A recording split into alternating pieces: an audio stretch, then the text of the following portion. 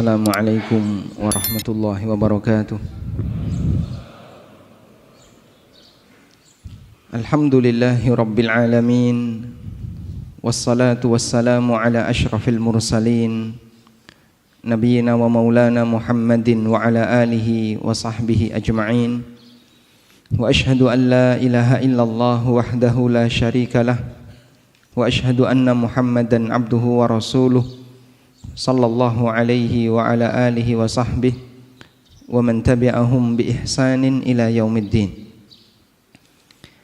Allahumma bika asbahna wa bika amsayna wa bika nahya wa bika namut wa ilaikan nusyur.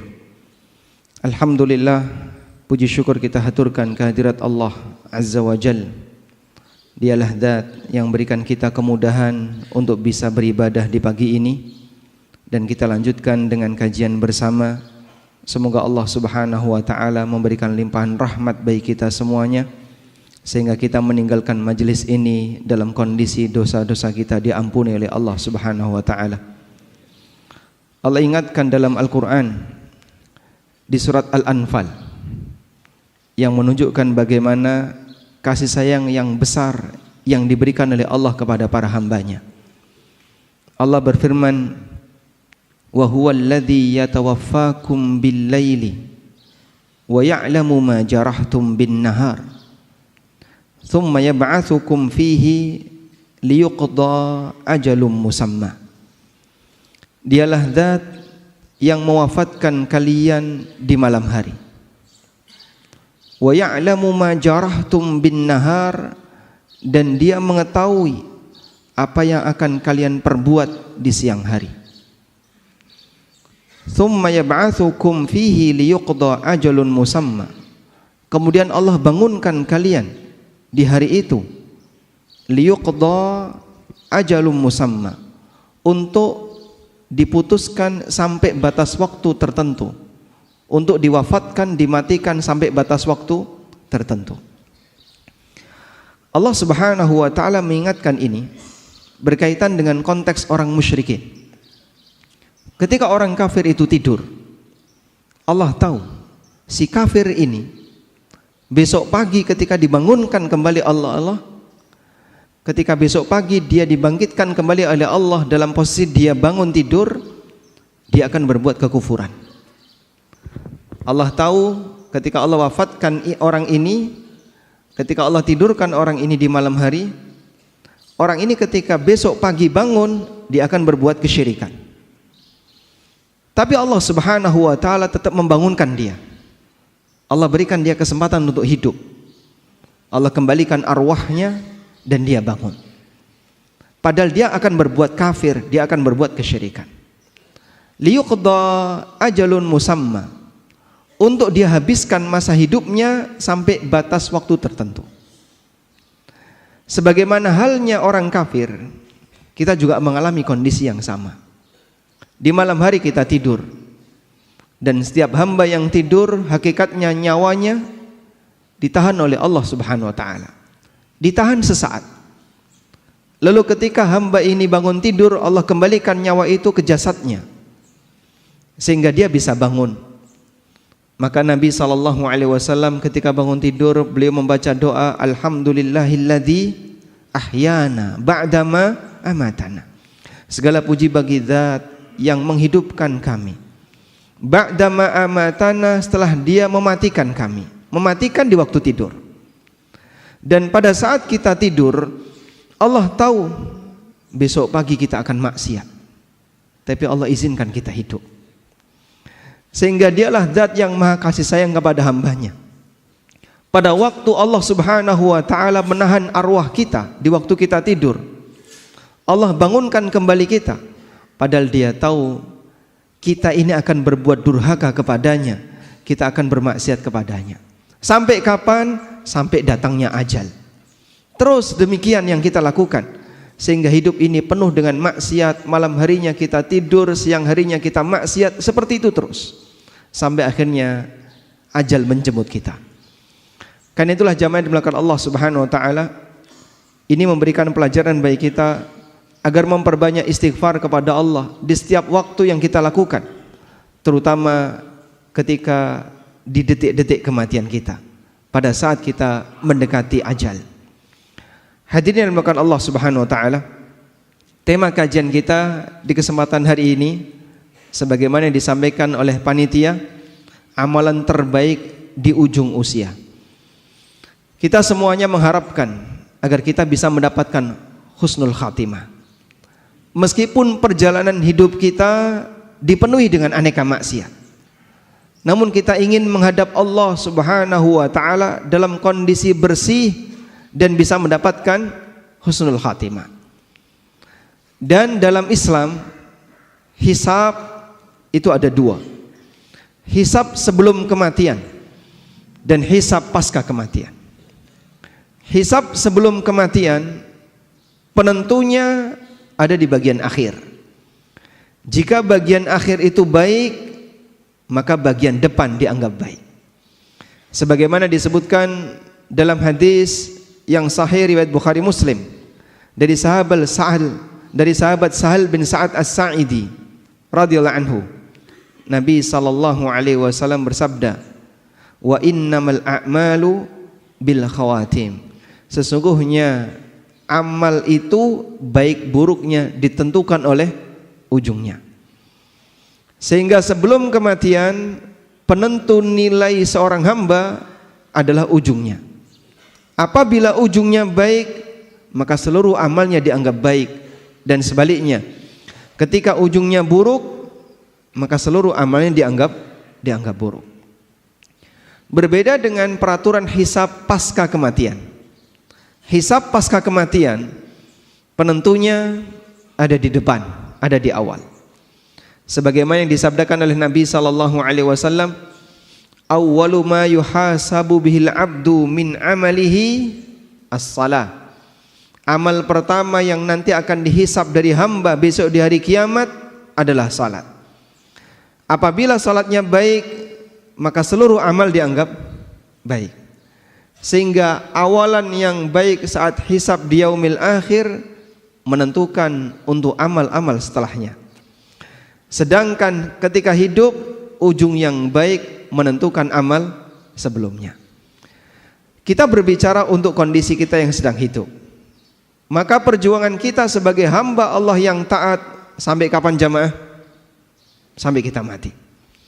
Perjuangan kita sebagai hamba Allah yang taat kita lakukan sampai kita mati. Sehingga perjuangan kita adalah bagaimana caranya agar kita bisa mengakhiri hidup ini dalam kondisi sebagai hamba yang saleh. Sebab kita menjadi hamba Allah itu sampai mati. Sebagaimana yang Allah Subhanahu wa taala firmankan dalam Al-Qur'an, wa'bud rabbaka hatta ya'tiyakal yaqin. Sembahlah Rabbmu, jadilah hamba Allah yang baik, hatta ya'tiyakal yaqin, sampai datang kepadamu al-yaqin. Dan makna al-yaqin, para ahli tafsir mengatakan maknanya adalah al-maut, kematian. Sebagaimana yang dikutip oleh Al-Hafidz Ibnu Katsir dari Salim bin Abdullah bin Umar. Salim bin Abdullah bin Umar, cucunya Umar bin Khattab radhiyallahu anhu. Wa'bud rabbaka hatta ya'tiyakal yaqin. Sembahlah Rabbmu sampai datang kepadamu kematian. Kata Salim, huwa al-maut. Yang dimaksud di sini adalah kematian. Dan ini sejalan dengan firman Allah Subhanahu wa taala di surat Al-Muddatsir. Ketika Allah menceritakan penyesalan penduduk neraka. Penduduk neraka itu mengatakan, lam naku minal musallin wa lam naku nut'imul miskin wa kunna nakhudu ma'al khaidin wa kunna nukadzibu biyaumiddin hatta atanal yaqin. Dulu kami tidak pernah salat. Kami tidak pernah ngasih makan orang yang membutuhkan. Kami hidupnya hanya bersenda gurau. Dan kami mendustakan hari kiamat hatta ya'tiyanal yaqin, sampai datang kepada kami al-yaqin, yaitu kematian.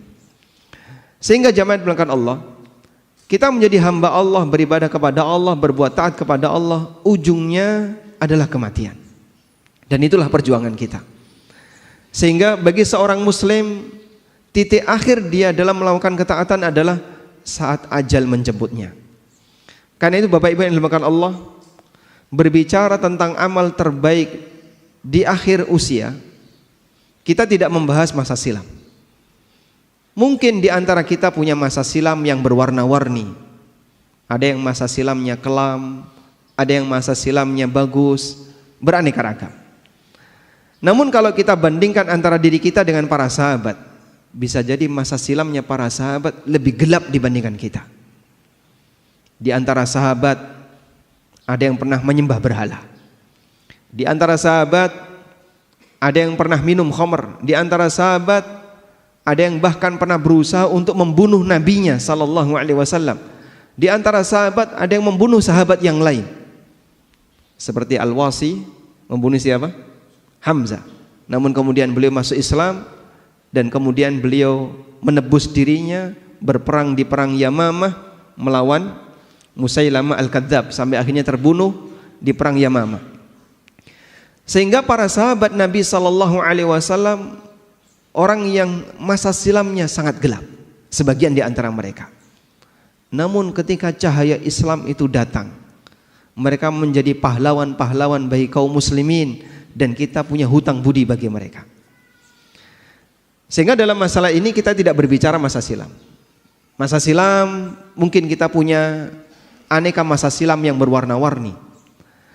Kalau berbicara berkaitan dengan amal terbaik, kita berbicara terkait masa saat ini dan bagaimana perjuangan ke depannya. Makanya dalam Islam kita tidak diajarkan untuk tenggelam dengan masa silam, tapi kita diajarkan untuk bersikap optimis berkaitan dengan masa mendatang. Selanjutnya jamaah berkat Allah Subhanahu wa taala. Lalu apa amal terbaik yang bisa kita perjuangkan di sisa usia kita? Terutama bagi mereka yang usianya sudah 60 ke atas atau mungkin 50 ke atas dan dia sudah mulai membayangkan nampaknya saya harus persiapan untuk menghadap Allah Subhanahu wa taala. Apa kira-kira amal yang harus kita lakukan? Jamaah di belakang Allah Subhanahu wa taala, berbicara masalah amal di sisa usia. Sebenarnya kalau kita perhatikan, semua amal yang diajarkan oleh Nabi sallallahu alaihi wasallam adalah amal yang utama. Semua amalan yang diajarkan oleh syariat kita adalah amalan yang utama. Sebab amal itu diajarkan oleh Rasulullah sallallahu alaihi wasallam melalui wahyu.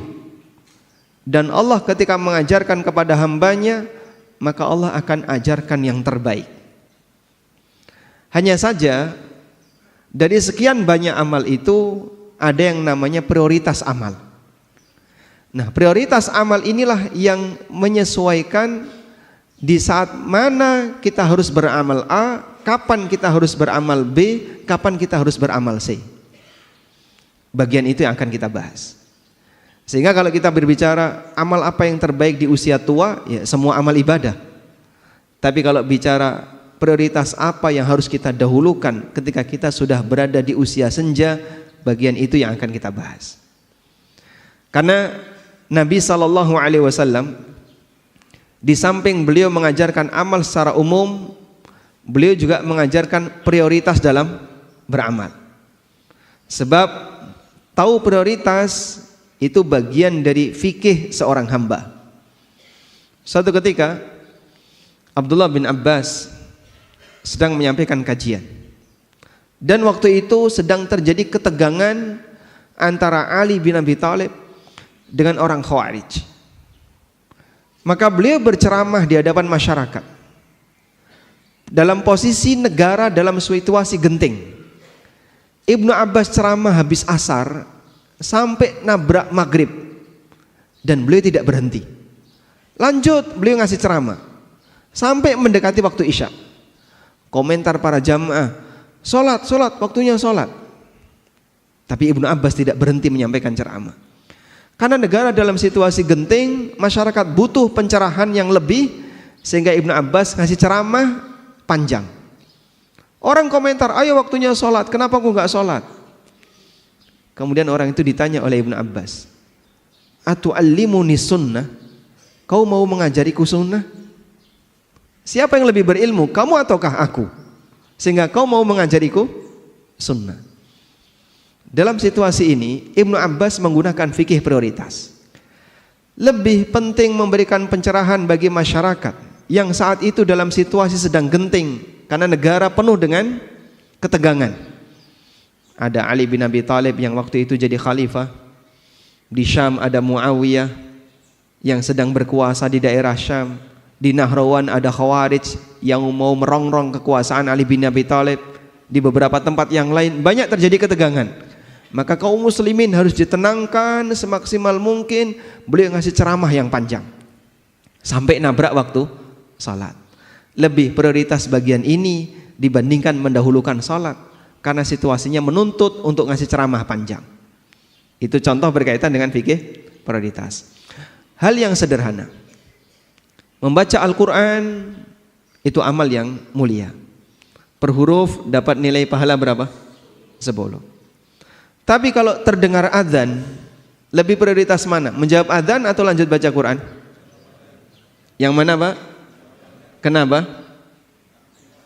Karena itu bertepatan dengan waktunya. Sehingga Anda kalau membaca Quran saat adzan berkumandang, Anda kehilangan kesempatan menjawab adzan.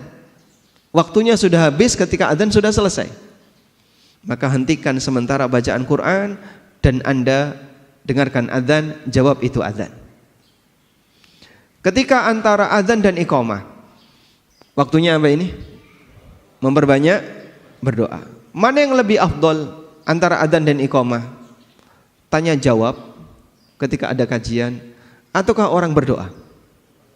Syekh bin Baz rahimahullah, ketika beliau sedang menunggu iqamah, beliau duduk bersama dengan jamaah. Ada orang yang mendekat dan mau bertanya. Lalu beliau sampaikan, ini waktunya kita berdoa, bukan tanya jawab. Ada waktunya yang lain untuk tanya jawab. Nah, dari sini para ulama menggunakan prioritas. Ini waktunya amal A, lebih afdol amal A yang dikerjakan. Ini waktunya amal B, lebih afdol amal B yang dikerjakan, dan demikian seterusnya. Karena itulah jamaah dimulakan Allah, paham prioritas bagian dari fikihnya seorang hamba. Salah satu di antara tanda fikihnya seseorang adalah dia tahu dan bisa menempatkan amal ini ada di tempat A, amal ini ada di tempat B, dan seterusnya. Sehingga ketika kita membahas tentang amalan di usia senja, itu berkaitan dengan prioritas apa yang harus kita dahulukan ketika kita sudah berada di usia senja. Tayyib, bukan berarti bahwasanya kita meninggalkan amal yang lain, tapi di sini berbicara tentang masalah sekali lagi adalah prioritas pemilihan amal yang terbaik pada saat kita berada di usia senja. Nah, jamaah diberikan Allah Subhanahu wa taala, ada beberapa amalan terbaik yang bisa kita prioritaskan ketika kita sudah berada di usia senja. Yang pertama, Anda bisa fokus pada amalan ringan yang bisa dijangkau, namun dikerjakan secara rutin. Amalan ringan yang bisa dijangkau tapi dikerjakan secara rutin. Kenapa harus dikerjakan secara rutin? Karena pahala yang didapatkan oleh seorang hamba itu sesuai dengan rutinitasnya. Pahala yang didapatkan oleh seorang hamba menyesuaikan dengan rutinitasnya. Nabi SAW pernah bersabda, "Idza maridal abdu aw safara kutiba lahu ma kana muqiman sahiha." Apabila seorang hamba itu sakit atau dia safar, maka akan dicatat untuknya amalan pahala sebagaimana yang menjadi rutinitasnya ketika dia dalam kondisi sehat dan tidak sedang safar. Sehingga jamaah dimulakan Allah, kalau ada orang yang punya kebiasaan puasa Senin Kamis, tiap Senin dan Kamis dia puasa, suatu ketika dia sakit sehingga dia tidak berpuasa, maka dia tidak berpuasa bukan karena malas, tapi dia tidak berpuasa karena uzur. Sehingga Allah Subhanahu wa taala tetap memberikan pahala baginya. Dia dapat puasa Senin walaupun dia tidak berpuasa, sebab dia punya kebiasaan itu. Bagi mereka yang tidak punya kebiasaan, maka saat dia sakit dia tidak berpuasa. dia tidak dapat pahala karena dia ketika sehat juga tidak berpuasa. Orang semacam ini tidak mendapatkan catatan pahala sebagaimana mereka yang punya kebiasaan. Hal yang sama juga terjadi pada mereka yang sedang safar. Maka hadis yang menyebutkan apabila seorang hamba itu sakit atau safar, dia mendapatkan catatan pahala sebagaimana ketika dia sehat dan mukim, hanya berlaku untuk amalan yang menjadi rutinitasnya. Sehingga bapak-bapak misalnya atau ibu-ibu melakukan safar, dan musafir itu dianjurkan tidak sholat rawatib, sehingga sholatnya hanya yang wajib saja, sedangkan rawatib ditinggalkan, dan itu sunnah. Kita safar, ketika kita mukim, kita punya kebiasaan rawatib. Duhur kita rawatib, asar kita rawatib, demikian pula maghrib, isya dan subuh kita punya sholat rawatib. Pada waktu kita safar itu semuanya kita tinggalkan kecuali qobliyah subuh. Maka insya Allah pahala sholat rawatib tetap ada walaupun kita tidak mengerjakannya. Sebab kita tidak mengerjakan sholat rawatib ketika safar karena ini sesuai sunnah. Kita tinggalkan bukan karena kita tidak mau melaksanakan, tapi kita tinggalkan beralih dari satu sunnah ke sunnah yang lain, sehingga amal rutin ini tetap tercatat pahalanya. Baik, kita terus berjuang beramal sampai pada posisi fisik tidak bisa diajak untuk beramal. Ada satu kondisi di mana ini dengkul nggak bisa dipakai untuk ruku. Ada satu kondisi di mana itu paha nggak bisa nyanggah tubuh kita ketika berdiri, sehingga kita sholat sambil duduk. Ada satu kondisi di mana kita tidak bisa berangkat ke masjid. Ada satu kondisi di mana kita hanya bisa berbaring di atas kasur. Kita butuh tabungan untuk perjuangan di hari itu. Sampai kapan? Sampai Allah memberikan kemampuan kita untuk beramal.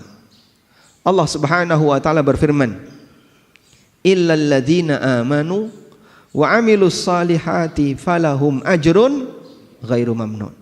Kecuali orang yang beriman dan orang saleh, mereka akan mendapatkan pahala yang ghairu mamnun, yang terus mengalir. Allah berikan pahala kepada hambanya yang mukmin sebagaimana pahala yang dijanjikan oleh Allah Ta'ala untuk nabinya sallallahu alaihi wasallam.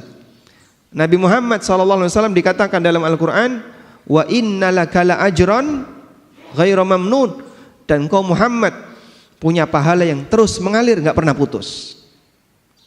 Dan orang yang beriman diberi oleh Allah yang sama, illal ladzina amanu wa 'amilus salihat falahum ajrun ghairu mamnun. Orang yang mukmin dan beramal saleh, dia dapat pahala yang tidak pernah putus. Bagaimana penjelasannya? Coba simak keterangan Ad-Dhahhak. Ad-Dhahhak rahimahullah, seorang ulama tabi'in, pernah mengatakan, beliau meriwayatkan dari Ibnu Abbas, idza kana al-'abdu fi shababihi kathiras salah, kathiras siyam was sadaqah, thumma dha'ufa amma kana ya'malu fi shababihi, ajrallahu azza wa jalla lahu ma kana ya'malu fi shababihi. Ketika seorang hamba itu masih muda, dia rajin salat, rajin puasa, rajin sedekah, sampai akhirnya tubuhnya jadi lemah, sehingga dia tidak bisa salat sebagaimana kebiasaan dia di waktu muda. Maka Allah Subhanahu wa taala tetap ngasih pahala untuk dia di saat dia tidak mengamalkannya di usia tua. Sehingga sekali lagi jamaah, mungkin saat ini kita bisa datang hadir 5 waktu ke masjid, bolak-balik, selesai sholat kita pulang, nanti ada panggilan kita datang lagi, pulang lagi, ada panggilan kita datang lagi. Sampai batas waktu tertentu kita nggak bisa menghadiri panggilan itu. Karena saya sudah nggak bisa keluar rumah, hanya bisa duduk di atas kursi, hanya bisa berbaring di atas kasur. Terdengar suara adzan, pingin datang, fisik nggak bisa diajak. Terdengar panggilan untuk sholat, tapi badan nggak bisa berdirikan, hanya bisa duduk. Maka sesuai dengan kebiasaan kita pada waktu kita masih kuat melakukannya, pahala itu terus mengalir. Itulah orang beriman dan beramal saleh, falahum ajrun ghairu mamnun. Mereka tetap mendapatkan pahala yang terus mengalir.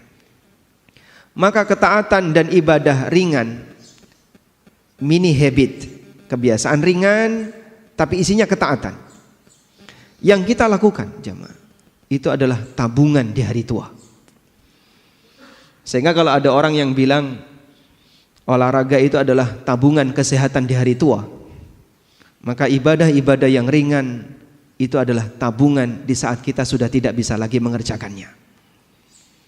Bapak Ibu punya kebiasaan sholat rawatib, puasa sunnah, qiyamul lail, atau ibadah-ibadah yang lain. Ini semuanya ada batasnya. Karena fisik hamba bisa jadi lebih pendek umurnya dibandingkan usia dia hidup. Sehingga orangnya masih hidup tapi fisiknya nggak bisa diajak. Semangatnya tetap ada, namun jasadnya nggak bisa dipaksa untuk melakukannya. Dia nggak putus sebab niatnya terus berjalan. Orang seperti inilah pahalanya tidak akan pernah putus. Walhamdulillah, itu anugerah yang diberikan oleh Allah kepada hambanya yang beriman. Allah Subhanahu wa ta'ala tidak pernah menyia-nyiakan kebaikannya. Tabungan yang dia perjuangkan di masa mudanya tetap mengalirkan pahala sampai pun dia tidak bisa mengerjakannya. Qala Ibnu Abbas radhiyallahu anhuma, Ibnu Abbas mengatakan, wa humul ladzina adrakahumul kibar la yu'akhadzuna bima amiluhu fi kibarihim. Ayat ini berkaitan dengan orang yang sudah mencapai usia tua. Dia tidak dihukum oleh Allah gara-gara dia tidak melakukan amalan disebabkan karena usia tuanya.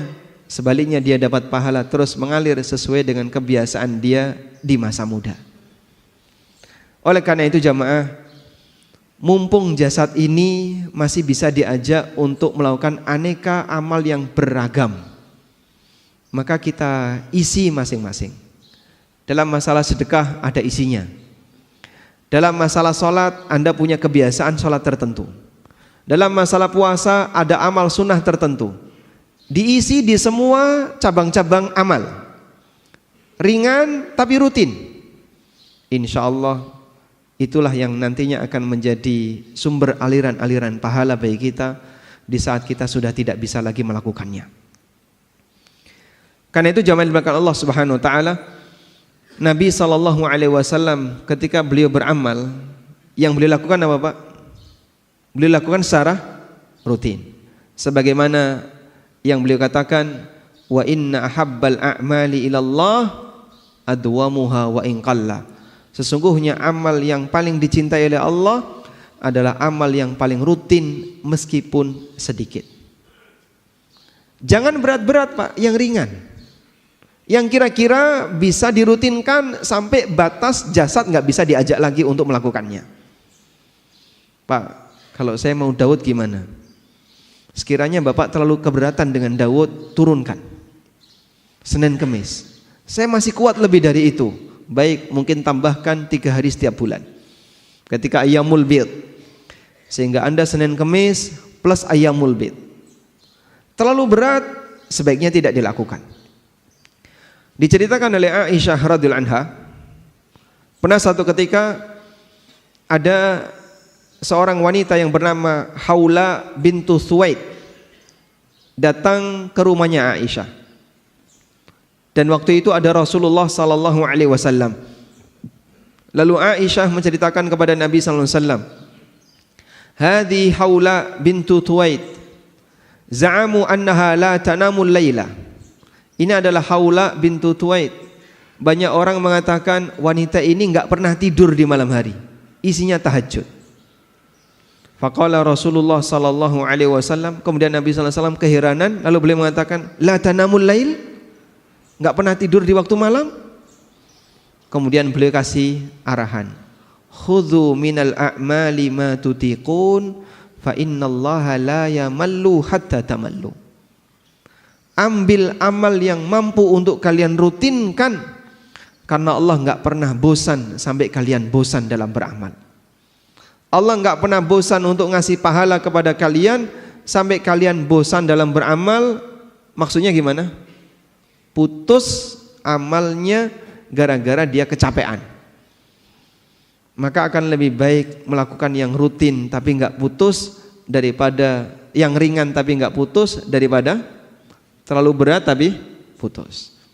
Sebab catatan kita ada pada rutinitas, bukan ada pada amal yang sifatnya borongan. Baik, ini yang pertama. Selanjutnya, prioritas yang kedua. Di saat kita sudah merasa bahwasanya kita sudah di sisa-sisa usia 60 tahun, 70 tahun, maka amalan yang ditekankan adalah memperbanyak bertaubat kepada Allah. Sebagaimana seorang hamba ketika mau menghadap Allah pada waktu salat, maka dia diperintahkan untuk melakukan taharah, bersuci dengan berwudu atau mandi, atau kalau nggak bisa dua-duanya, tayammum. Apa fungsinya taharah? Agar hamba menghadap Tuhannya dalam kondisi suci dari hadas dan suci dari najis, sehingga dia menghadap Allah dalam keadaan suci dan bersih lahiriah jasadnya, meskipun bisa jadi dia bawa dosa, belum suci batinnya. Tapi hamba diperintahkan untuk terus menghadap Allah dalam setiap keadaan, terutama ketika sholat wajib. Orang ketika mau ke tanah suci yang merupakan pusat kiblat, persiapan untuk menghadap Allah di tanah suci lebih jauh lagi. Di mana, Pak? Di mikot, dalam jarak 450 kilo kalau ngambil mikotnya dari Dzulhulaifah. Sehingga persiapan untuk beribadah di tanah haram sudah dilakukan 450 kilo. Dan di zaman Nabi SAW, di zaman para sahabat, perjalanan dari mikot Dzulhulaifah sampai ke kota Mekah butuh waktu kurang lebih 7 hari, sepekan. Dalam kondisi memakai pakaian ihram, tidak boleh pakai wewangian, tidak boleh menggunakan pakaian berjahit yang membentuk lekuk badan, tidak boleh ini, tidak boleh ini, ada banyak sekali larangan. Dan mereka bersabar untuk itu. Zaman sekarang orang naik bis 5 jam, itu saja sudah merasa kelamaan. Milih naik kereta 2 jam, dan itu persiapannya jauh. Sehingga zaman dibelakang Allah, untuk menghadap Allah kita butuh mensucikan diri. Orang mati menghadap siapa? Allah Azza wa Jalla. Ya ayyuhal insanu innaka kadihun ila rabbika kadhan famulaqi. Wahai manusia, sesungguhnya kalian itu sungguh mengalami kelelahan ila rabbika, menuju Rabbmu, famulaqi, sampai kalian ketemu Allah. Sehingga semua hamba ketika mati dia akan bertemu dengan Allah, dia menghadap Allah Subhanahu wa taala. Maka sebelum menghadap Allah, jika waktu masih hidup, kita diperintahkan untuk mensucikan jasad dari hadas dan najis. Maka pada saat kita menjelang mati, kita sucikan dengan banyak bertobat, kita bersihkan batin kita dari dosa. Inilah rahasia kenapa Allah Subhanahu wa taala memerintahkan nabinya sallallahu alaihi wasallam untuk memperbanyak bertasbih dan istighfar serta bertaubat setelah Fathu Mekah, dengan diturunkannya surat An-Nasr. Surat An-Nasr surat apa, Mas? Surat An-Nasr. Alam Nasrah. Ya. Wan Nasr idza jaa nasrullahi wal fath. Itu surat Al-Asr ya, wal Asr. Surat An-Nasr. Idza jaa nasrullahi wal fath. Wa ra'aitan nasa yadkhuluna fi dinillahi afwaja. Apabila telah datang nasrullah, pertolongan Allah, wal fath, dan Fathu Makkah. Wa ra'aitan nasa yadkhuluna fi dinillahi afwaja. Dan kau lihat manusia, masyarakat, mereka masuk ke dalam agama Allah afwajan, secara berbondong-bondong. Ada sebagian imam yang keliru dalam membaca surat An-Nasr. Mereka baca kayak gini: wa ra'aitan nasa yadkhuluna fi dinillahi afwaja. afwajan fasabbih bihamdi rabbika wastaghfir. Berhenti di afwaja betul, tapi ibtida ngulang di afwaja keliru. Karena kalau diulang afwajan fasabbih bihamdi rabbika wastaghfir, secara berbondong-bondong sucikanlah nama Rabbmu dan beristighfarlah, jadinya zikir jama'i. Ya. Bertasbihlah dan beristighfarlah secara berbondong-bondong, kan jadinya zikir jama'i. Padahal afwajan itu kata keterangan untuk masuk Islam. Wa ra'aitan nasa yadkhuluna fi dinillahi afwaja. Afwaja keterangan untuk orang yang masuk Islam. Bukan fasabbihnya. Keterangan fasabbih enggak ada hubungannya dengan afwaja. Wa ra'aitan nasa yadkhuluna fi dinillahi afwaja. Dan kau lihat masyarakat mereka masuk ke dalam agama Allah secara berbondong-bondong. Dan itu terjadi pada tahun 9 Hijriah, di mana Nabi SAW kedatangan banyak tamu sehingga Madinah banjir tamu. Dari mana Pak? Dari berbagai suku di sekitar Jazirah Arab. Satu suku datang, ya Rasulullah, saya kepala suku A, saya dan seluruh anggota suku saya masuk Islam. Datang suku B, suku C dan seterusnya, sehingga mereka masuk Islam per suku, diwakili oleh utusan-utusannya. Itulah yang disebut dengan mereka masuk Islam afwajan, secara berbondong-bondong. Kemudian Allah Subhanahu wa taala perintahkan kepada nabinya, fasabbih bihamdi rabbika wastaghfir. Maka sucikanlah nama Rabbmu dan beristighfarlah. Dan itu diwujudkan oleh Nabi sallallahu alaihi wasallam dengan beliau membaca ketika rukuk dan sujud, subhanakallahumma rabbana wa bihamdika Allahumma gfirli. Subhanakallahumma rabbana, maha suci engkau ya Allah, wahai Rabb kami, wa bihamdika, dengan segala pujimu, Allahumma gfirli, ampunilah aku. Beliau banyak beristighfar dalam rukuk dan sujud beliau. Kata Aisyah radhiyallahu anha, kana an-nabiy sallallahu alaihi wasallam yukthiru hadzal du'a yata'awwalul Qur'an. Nabi SAW membaca doa ini banyak-banyak ketika di akhir hayatnya karena mengamalkan perintah dari Al-Quran, yaitu di surat An-Nasr bagian akhir. Ada apa dengan surat An-Nasr bagian akhir? Ibnu Abbas radhiyallahu anhuma pernah ditanya oleh Umar bin Khattab radhiyallahu anhu, ya Ibnu Abbas, akadzalika ma taqul? Bagaimana tafsir kamu untuk surat An-Nasr? Jawab Ibnu Abbas, qultu huwa ajalu Rasulillahi sallallahu alaihi wasallam a'lamu bihi. Surat An-Nasr adalah dekatnya ajal Nabi sallallahu alaihi wasallam. Yang itu yang aku tahu. Bagian itu yang aku tahu. Kenapa Ibnu Abbas bisa menafsirkan surat An-Nasr idza jaa nasrullah sebagai tanda dekatnya ajal Nabi sallallahu alaihi wasallam? Oh, karena itu turun di akhir hayat beliau. Dari mana beliau tahu kalau itu turun di akhir hayatnya? Karena ketika ayat itu turun, sahabat nggak tahu kapan Rasulullah SAW meninggal. Tapi Ibnu Abbas memahami ini isyarat ajalnya Rasulullah SAW. Beliau memahami seperti ini. Apabila seluruh masyarakat sudah masuk Islam dan kota Mekah sudah ditaklukkan, berarti tugas Nabi sudah selesai. Dan kalau tugas Nabi sudah selesai, pensiun. Pensiunnya Nabi gimana Pak?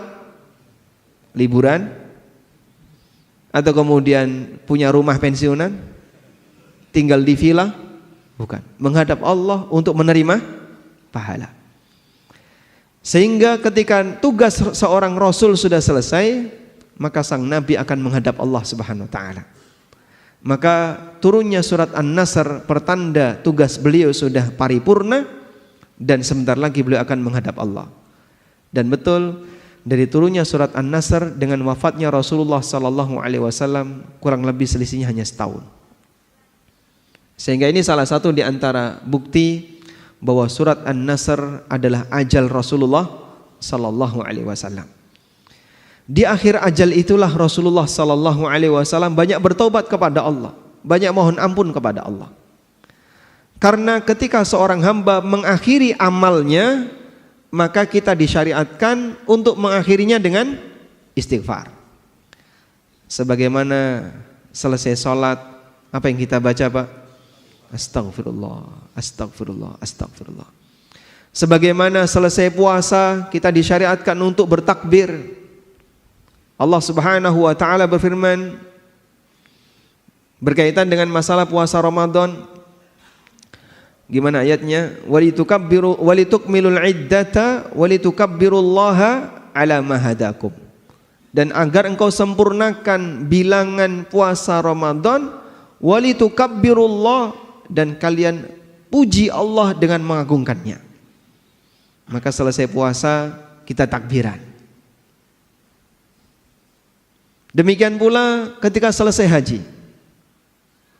Fa idza afadhan nasu fastaghfirullah, apabila manusia sudah bertolak, maka perbanyaklah istighfar kepada Allah. Sehingga selesai beramal, kita itu disyariatkan untuk mengagungkan Allah dan banyak beristighfar kepada Allah. Itu teori beramal secara umum. Maka selesai beramal A kita istighfar, selesai beramal B kita istighfar, selesai beramal C kita istighfar. Dan kita selesai jadi orang muslim istighfar. Sebab amal kita ketika hidup adalah amal jadi apa? Seorang muslim. Kita menjadi seorang muslim sepanjang kita hidup. Maka kita akhiri amal menjadi seorang muslim ini dengan istighfar. Sebagaimana Nabi SAW mengakhiri amal beliau jadi seorang nabi, diperintahkan oleh Allah untuk istighfar. Sehingga perbanyak istighfar di bagian akhir usia kita. Astaghfirullah wa atubu ilaih, astaghfirullah wa atubu ilaih. Bapak Ibu bisa kenang dosa-dosa kita di masa silam. Dulu saya pernah seperti ini, astaghfirullah wa atubu ilaih. Dulu saya pernah seperti ini, dulu pernah seperti ini. Coba dikenang dosa-dosa yang pernah kita lakukan, sambil dihadirkan perasaan mohon ampun kepada Allah terhadap dosa-dosa dan kesalahan itu. Karena kita ingin kita menghadap Allah dalam kondisi suci. Sebagaimana pada waktu kita salat, kita menghadap Allah membersihkan lahir batin dengan cara berwudu, dengan cara bersuci. Maka kita menghadap Allah sebelum mati dengan kita banyak beristighfar kepadanya. Selanjutnya, prioritas yang ketiga. Bagi mereka yang sudah dalam posisi usia tua dan merasa ajalnya sudah dekat, maka perbanyak untuk membangun husnudzon kepada Allah. Husnudzon kepada Allah maknanya adalah kita punya harapan besar di sisi Allah dan merasa yakin Allah tidak akan menyia-nyiakan amalku. Maka sang hamba akan punya semangat, saya punya harapan di sana. Dan saya husnudzon Allah tidak akan menyia-nyiakan kebaikan yang aku lakukan. Sehingga hamba ini memperbesar roja.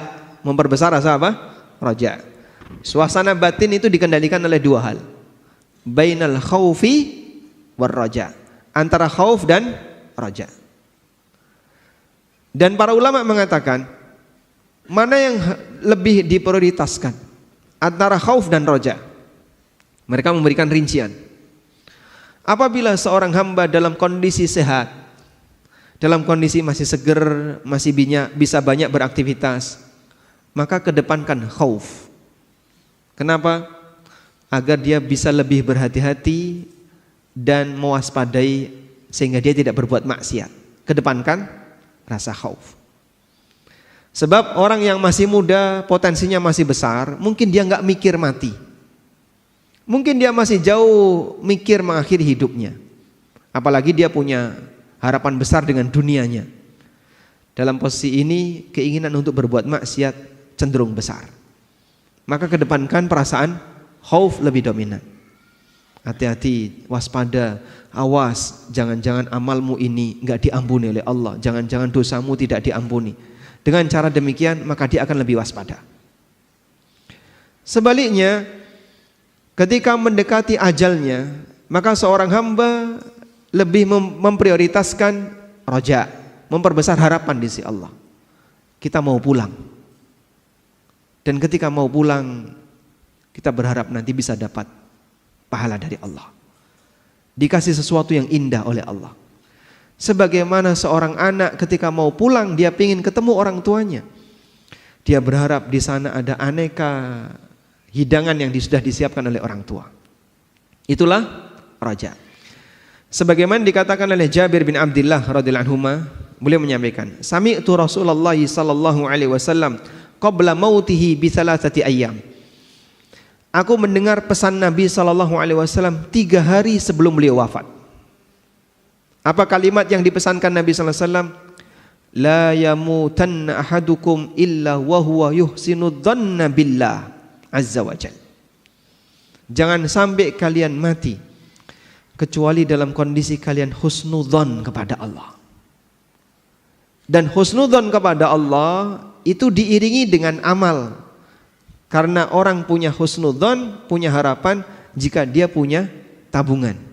Dia merasa ada sesuatu yang akan dia dapatkan. Maka jamaah dimuliakan Allah, bagi orang yang sudah mendekati ajal, kedepankan perasaan banyak husnudzon. Kita mau pulang, sebentar lagi akan menghadap Allah. Semoga amalku diberi pahala oleh Allah Subhanahu wa taala. Dan apabila terkumpul dalam diri seorang hamba 2 hal ini, maka Rasulullah sallallahu alaihi wasallam memberikan jaminan bahwa orang ini akan dimasukkan oleh Allah ke dalam surga dan dijauhkan dari neraka.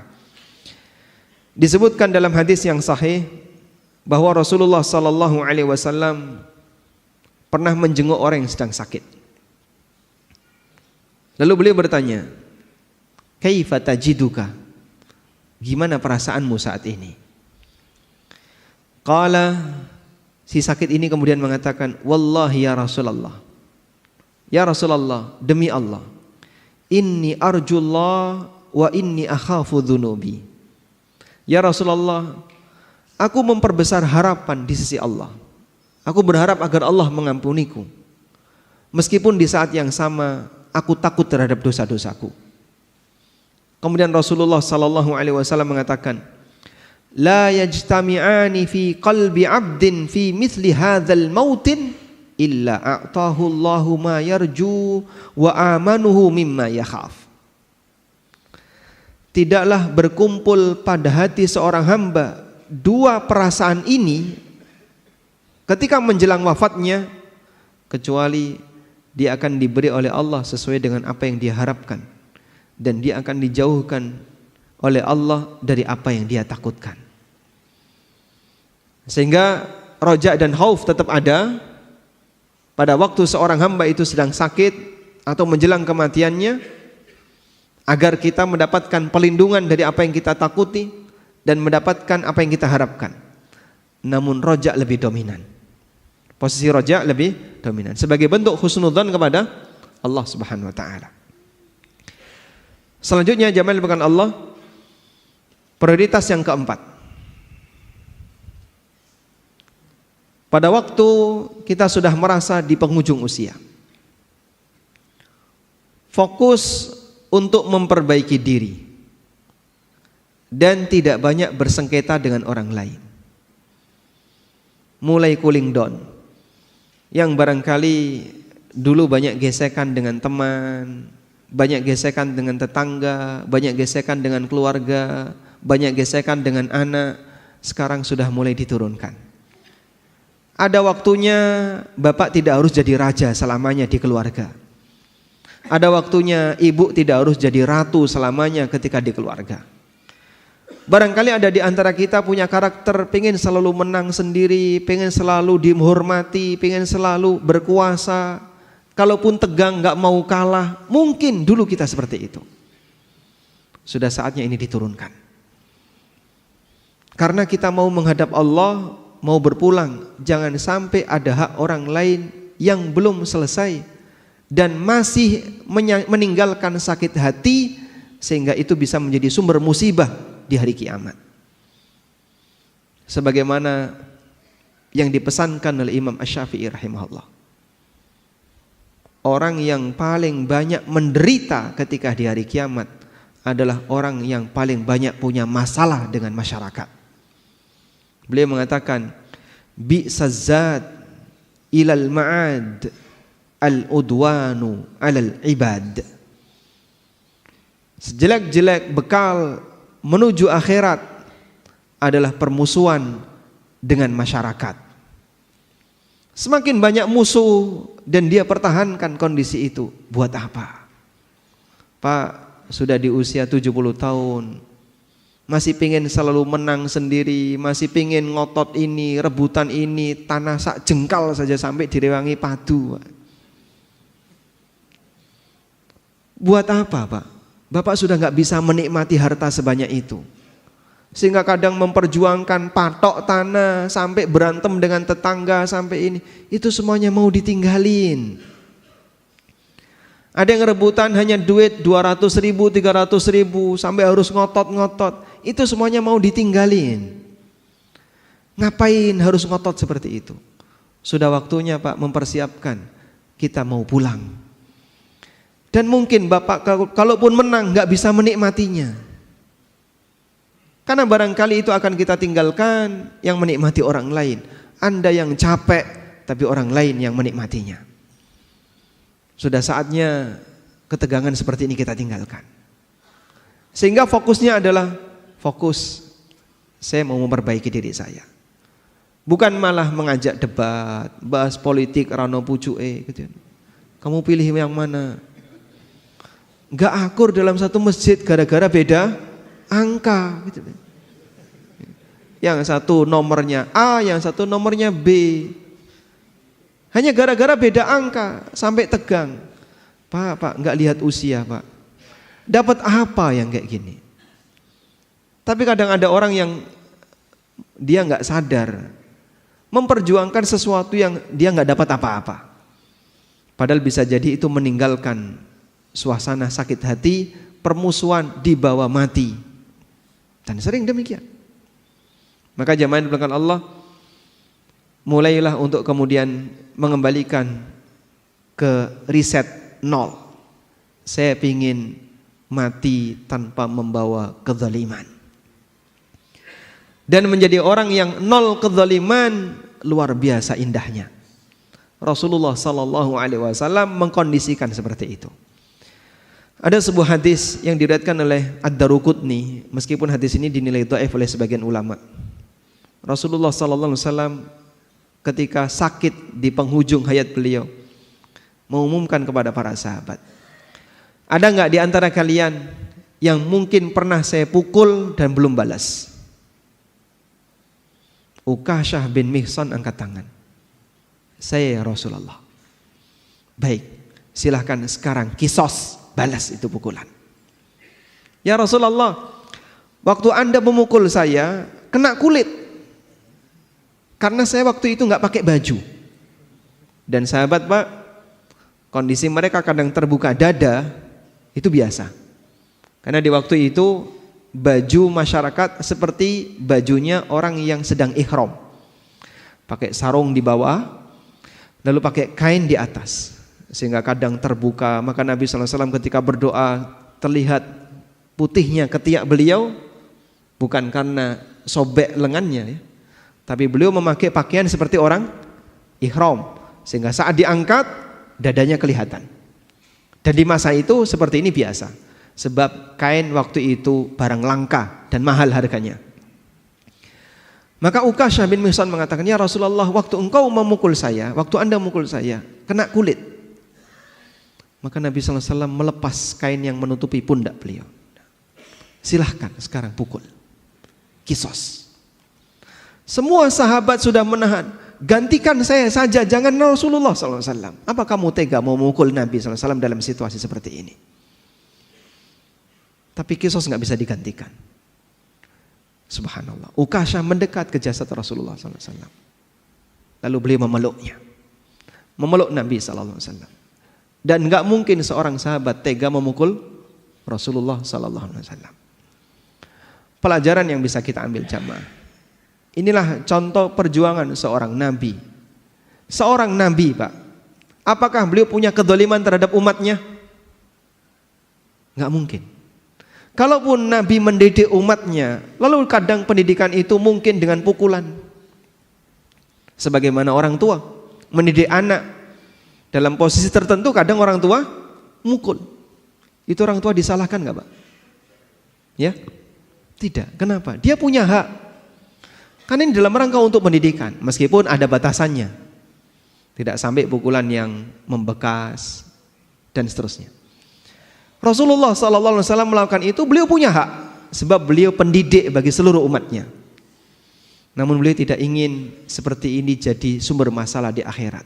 Beliau undang itu orang, silakan balas. Karena itulah jamaah dibilangkan Allah, datang beberapa sahabat menghadap Rasulullah SAW. Ya Rasulullah, laqad ghala si'ru.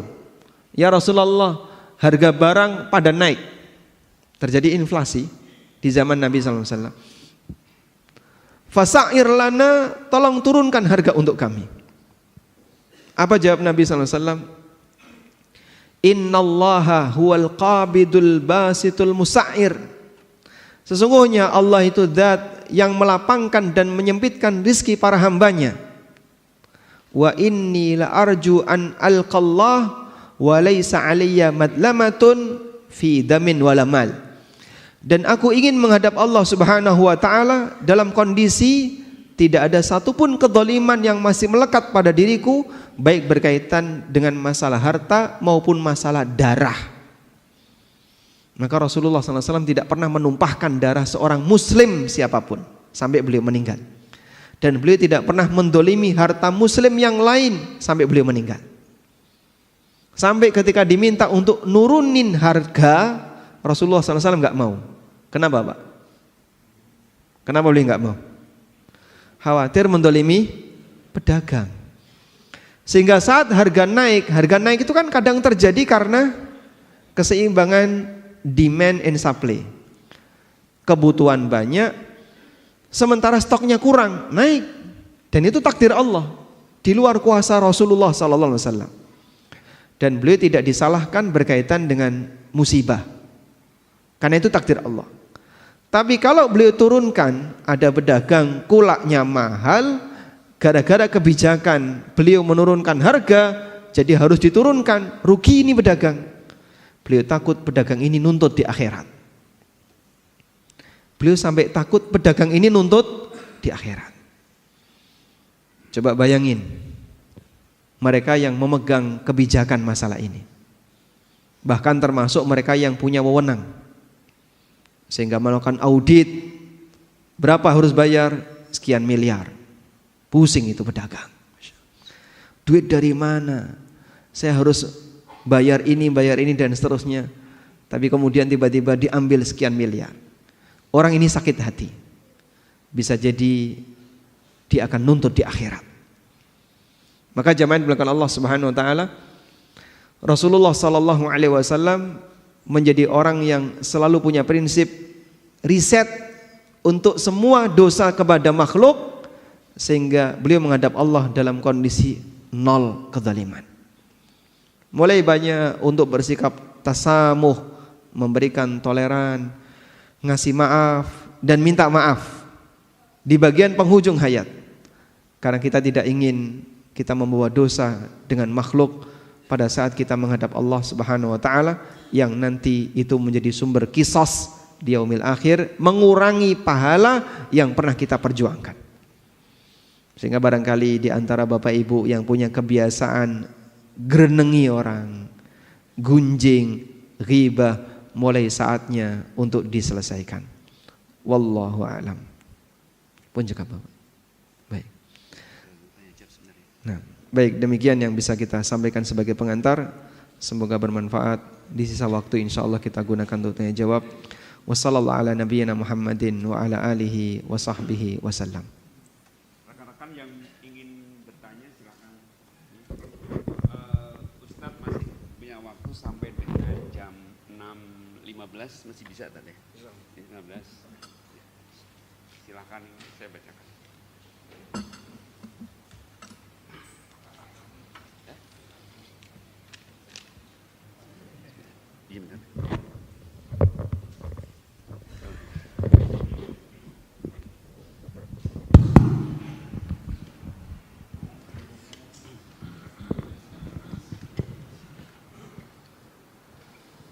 Assalamualaikum warahmatullahi wabarakatuh. Waalaikumsalam warahmatullahi wabarakatuh. Izin bertanya Ustadz, sebagai muslim yang baru mengenal keutamaan amalan sunnah di usia yang telah senja, mohon nasihat dan motivasinya Ustadz. Banyak sekali lingkungan yang mencibir dan kurang suka dengan kita yang berjenggot dan bercelana cingkrang. Meskipun kami tahu hal tersebut adalah bagian dari sunnah Nabi Shallallahu Alaihi Wasallam, apakah bunyi dalilnya hadis akan hal tersebut? Syukron barakallahu fikum. Nah, ada seorang ulama yang beliau punya jenggot yang cukup lebat ya.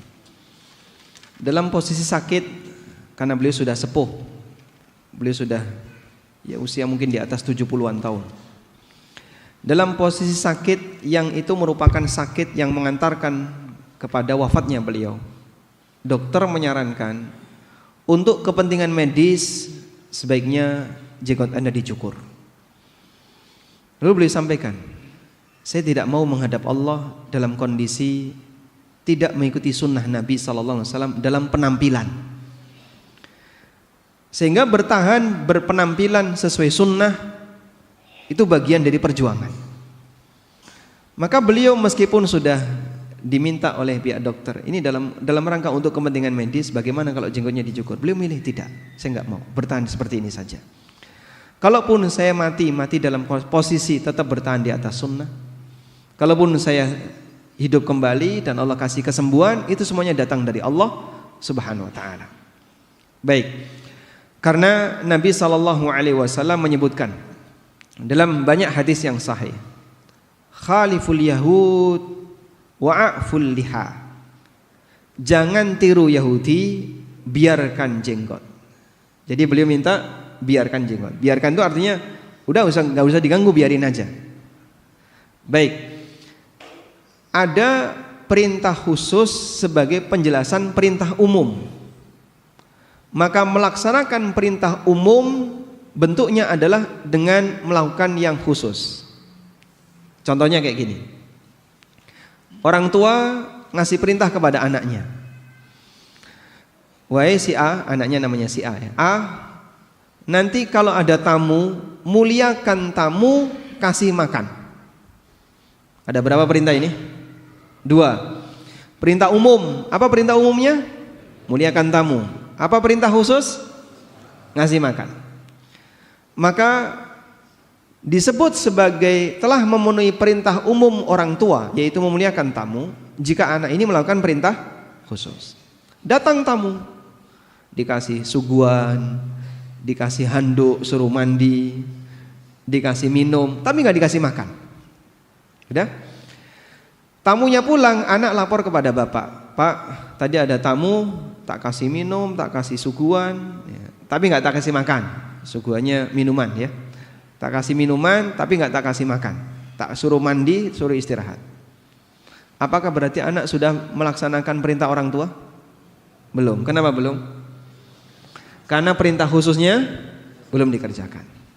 Maka jika Nabi SAW meminta khaliful yahud, jangan tiru Yahudi, wa'ful liha, biarkan jenggot, maka melaksanakan perintah umum, yaitu agar kita tidak niru Yahudi, bentuknya adalah dengan melaksanakan perintah yang kedua. Paham di sini?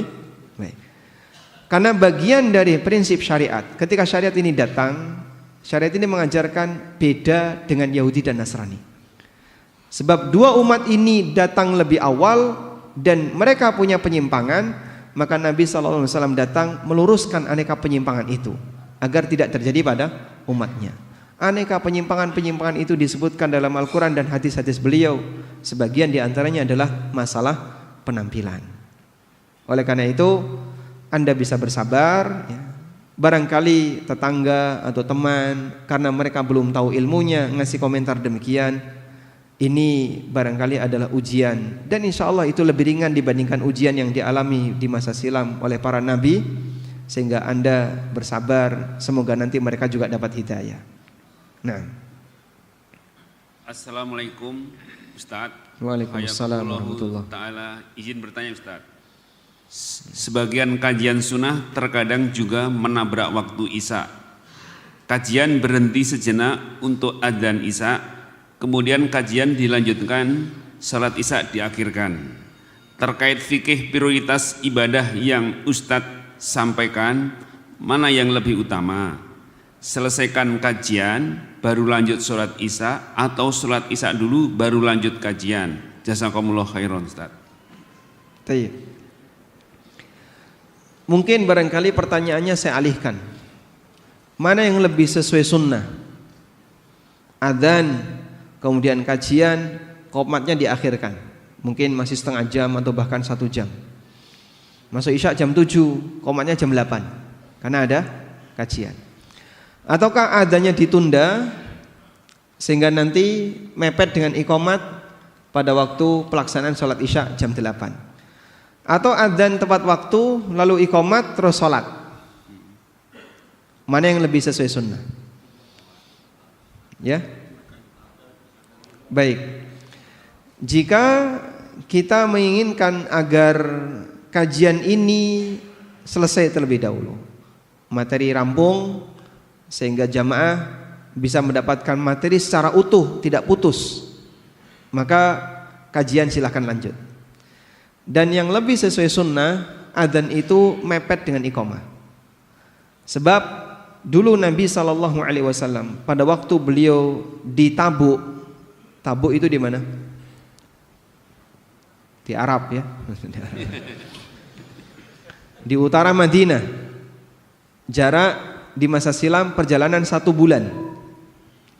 Beliau ketika di Tabuk itu beliau singgah di beberapa tempat, singgah sekian hari, pindah lagi, sekian hari, pindah lagi, sekian hari. Dalam situasi musim yang sangat panas, mereka berteduh di bawah tenda. Saat Bilal mau keluar untuk adzan duhur, tepat waktu, pas masuk awal waktu duhur, ditahan oleh Nabi SAW, jangan adzan. Akhirnya Bilal kembali masuk. Mau keluar lagi ditahan lagi. Hatta tafi'at tulul, sampai kerikil itu keluar bayangan. Kerikil keluar bayangan itu berarti matahari sudah cukup ke barat. Karena kalau benda tinggi bayangannya gampang kelihatan. Tapi kalau benda kecil itu bayangannya lebih susah kelihatan. Kerikil, benda kecil ya. Kerikil keluar bayangan, berarti matahari sudah sangat ke barat. Baru Nabi SAW mengizinkan Bilal, sekarang silakan adzan. Akhirnya Bilal adzan, lalu iqamah sholat duhur. Sehingga beliau mengakhirkan sholat duhur dan adzannya diakhirkan. Baik, karena itu Al-Hafidz Ibnu Hajar rahimahullah ketika menjelaskan hadis ini, beliau menyampaikan sunnah berkaitan dengan orang yang mau mengakhirkan sholat, maka adzannya juga diakhirkan. Sehingga kalau sholatnya tengah malam, sholat Isya di sini mau tengah malam berjamaah, boleh nggak Pak? Boleh. Maka nanti adzannya bagian akhir, bukan ditaruh di depan. Wallahu a'lam. Nah sekarang bagian kajiannya, lebih baik mana? Kajian selesai atau sholat Isya dulu? Ini mempertimbangkan mana yang lebih maslahat. Kalau lebih maslahat Isya dulu. Misal Pak, jamaah di sini heterogen, nggak semuanya orang paham sunnah. Sehingga kalau kajian lanjut, sholat Isya ditunda, mungkin ada yang mau safar, ada yang datang belum makan malam, ya. Karena dia makan malamnya setelah sholat Isya, sehingga dia datang berharap iqamat, sholat Isya bisa pulang. Begitu dia datang kok masih ada kajian, nunggu dulu, wah saya buru-buru. Saya pengen ini, pengen itu. Maka mungkin dengan pertimbangan ini sebaiknya langsung sholat. Atau yang kedua, enggak, di sini sudah terkondisi. Yang hadir di sini memang sudah siap untuk belajar. Dan mereka lebih senang satu paket ilmu disampaikan, selesai baru sholat.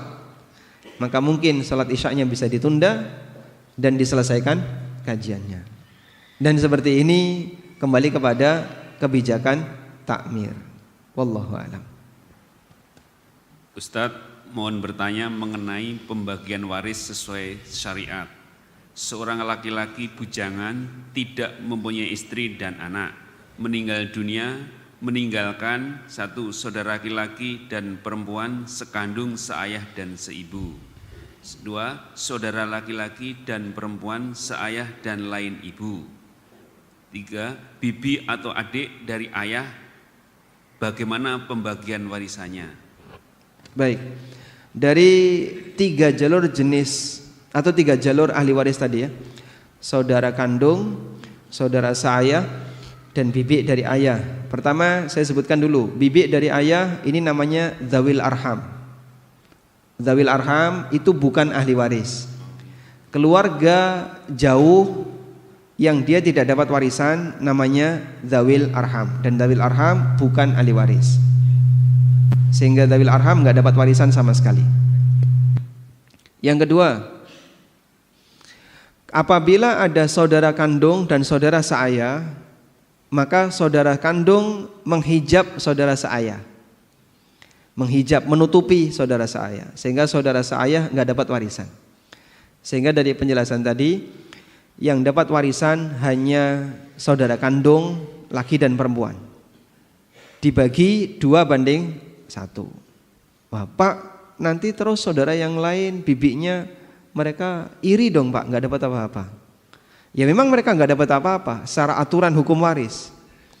Namun sekiranya dalam rangka untuk menutupi suasana perasaan yang enggak enak, dianjurkan bagi yang dapat warisan ngasih sebagian kepada yang enggak dapat warisan.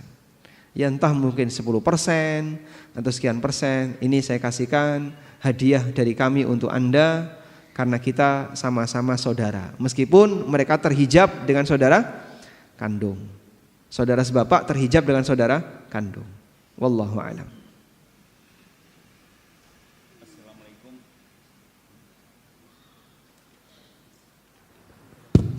Assalamualaikum Ustaz.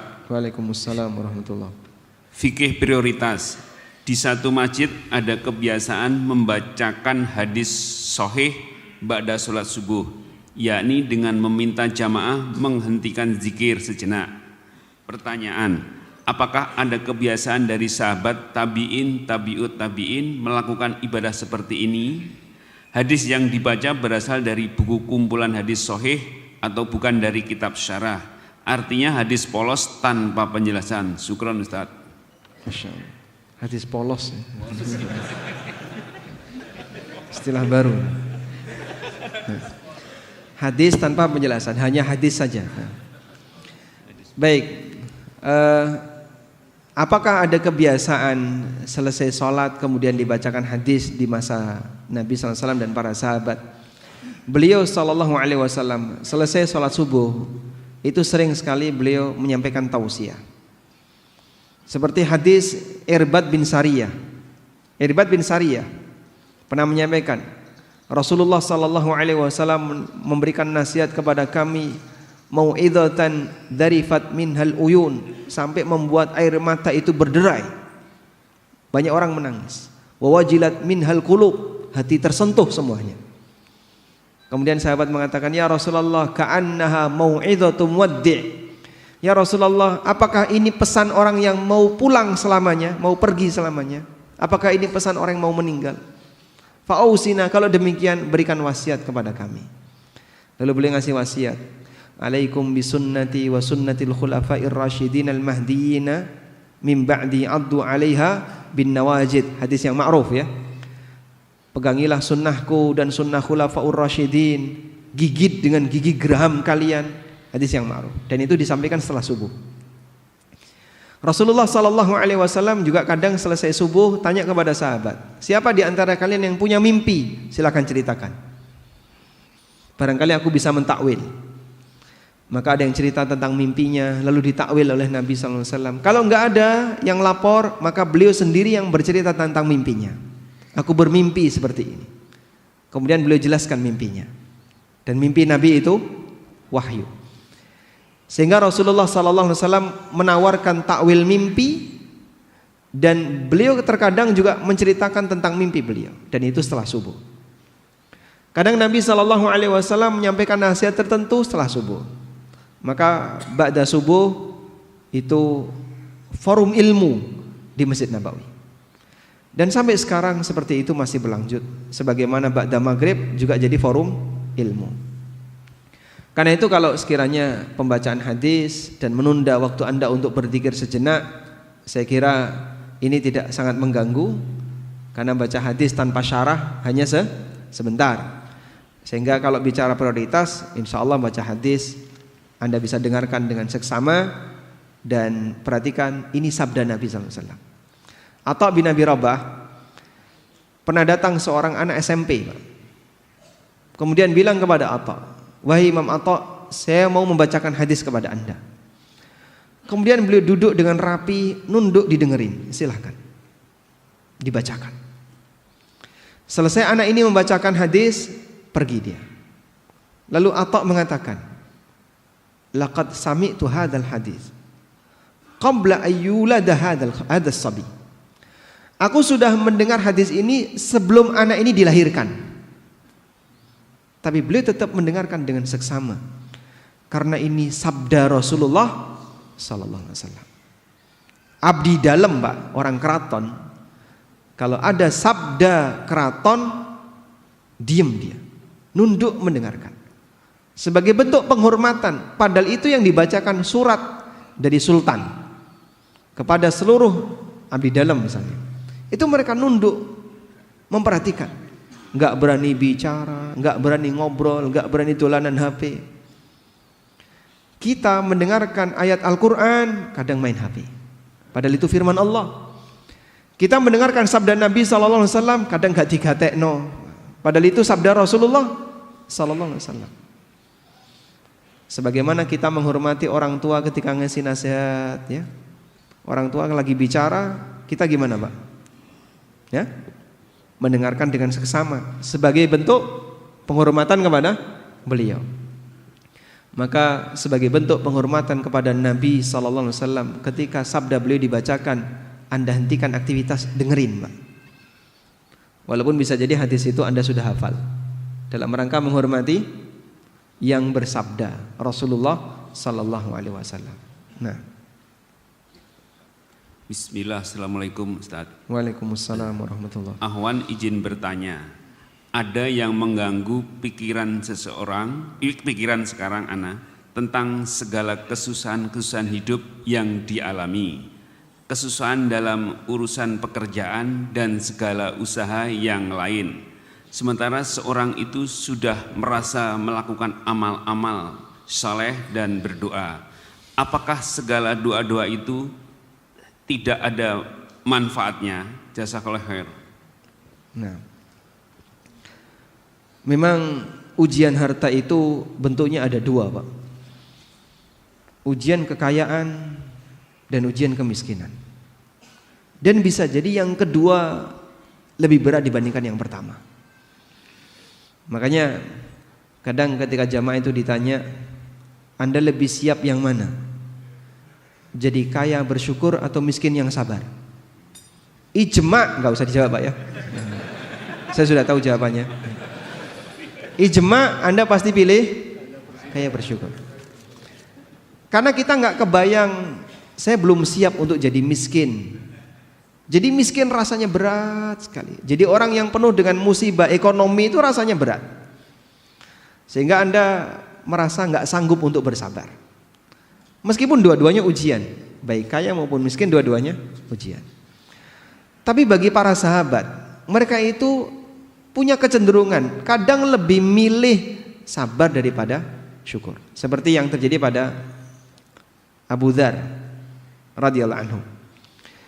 Beliau pernah mengatakan, atau dalam keterangan yang lain Abu Darda, beliau pernah mengatakan, Abu Darda mengatakan, "Al-maradu ahabbu ilayya minas sihah, wal faqru ahabbu ilayya minal ghina." Sakit lebih saya sukai daripada sehat. Jadi tiap hari sakit, nek gak watuk pilek, ditemek watuk misalnya. Tiap hari sakit lebih saya sukai daripada saya sehat.